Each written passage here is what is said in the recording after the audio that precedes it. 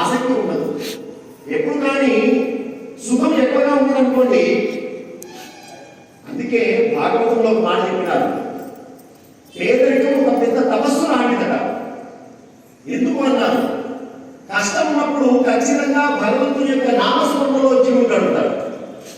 సుఖం ఉన్నదనుకోండి, భోగభాగ్యాల్లో ఉన్నారనుకోండి, ఇదంతా నాకంటే నేనే గొప్ప అనేటువంటి భావంతో భగవంతుడు అనే విషయాన్ని వాడు మర్చిపోతుంటాడు.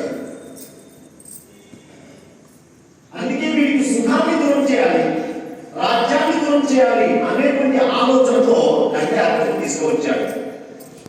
ఆ కాశీరాజు అలంకుని ఓడించాడు. ఓడించగానే రాజ్యం లోపలికి అంతఃపురంలోకి వెళ్ళాడు. ఇంత గొప్ప పరివారం నుండి కూడా నేను ఓడిపోయినానా? ఇంతవరకు ఏ శత్రువు చేతిలో ఓడిపోలేదే. లోపల కొంత కుమిరిపోతూ ఎప్పుడైనా సమస్య వస్తే, అబ్బాయి ఎప్పుడైనా సమస్య వస్తే ఈ ఉంగరంలోని పత్రం చదువుకో అని చెప్పింది కదా తల్లి. ఇప్పుడు మానసికంగా కొంత అలజడిగా ఆందోళనగా ఉన్నటువంటి అలంకుడు తన తల్లి చెప్పినటువంటి మాటలు గుర్తు వచ్చి ఆ ఉంగరం తీసి ఆ ఉంగరంలో పత్రం తీసినాడు. ఉంగరంలో పత్రం తీసినాడు. ఏం పడినాడు? సంఘాహ అఖండమైనటువంటి యోగ సాధన రహస్యాలన్నింటినీ కూడా అలంకుడికి ఉపదేశం చేసినారు. అప్పుడు పరిపక్వత వచ్చింది. అప్పుడు ప్రపంచం అంటే ఏమిటో తెలిసింది. అప్పుడు ప్రపంచం అంటే ఏమిటో తెలిసింది.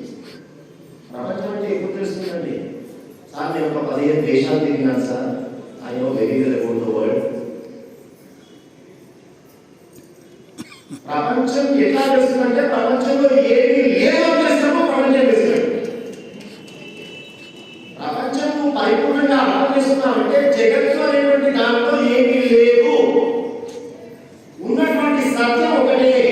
జగత్తు మిథ్యా, బ్రహ్మ సత్యం. ఇది తెలుసుకున్నప్పుడు నీవు నిజంగా ప్రపంచాన్ని తెలుసుకున్నట్టు. జగత్తు మిథ్యా, అదే సార్ కనబడుతుంది కదా ప్రపంచము. ఈ కొటేషన్ గమనించండి. జగత్తు మిథ్యా, బ్రహ్మ సత్యం. ఇది వేదాంత సూత్రం. కనబడుతున్నదాన్ని అబద్ధం ఎట్లా చెప్తాం? కనబడుతున్నదాన్ని అబద్ధం ఎవరైనా అంటారా? ఇంకా చెప్పాలంటే దేవుడే అబద్ధం.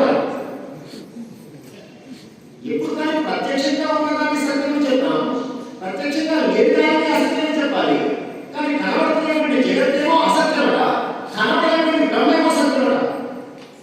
అది తెలుసుకుంటే నువ్వు జ్ఞానం చేయాలి. అంటే అర్థం ఏంటన్నారు? జగత్తు అసత్యం అంటే అసత్యం కాదు, జగత్తు మిథ్య అంటే మిథ్య కాదు. మిథ్య కాదు అంటే కొంచెం కన్ఫ్యూజ్ సార్, కరెక్ట్గా